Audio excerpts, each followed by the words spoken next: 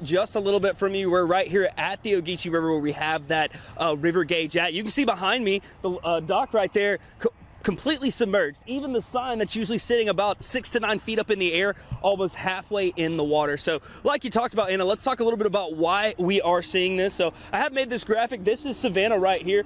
Pretty much what we look at in this case is, like you talked about, we have the Canoochee coming in from Pembroke, and then also the Ogeechee as well. Where those connect is right before or right around the Richmond Hill area. Now the good news that we're talking about, Anna said that water is going to start going down soon. Notice there's no warning, flood warning for the Richmond Hill area. It's only back up here in Ellabelle, and we're not expecting it to go up much more from where we're at right now. We're already at those cresting values. Still though, whenever Debbie was coming through this area, we saw record values of about 10.2 almost feet worth of rain.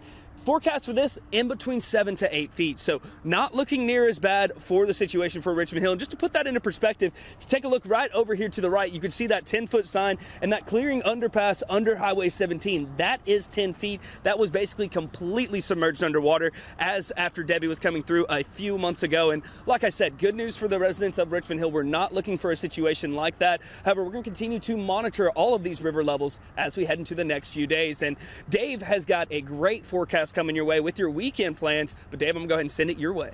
Yeah, nicer weather expected once we get past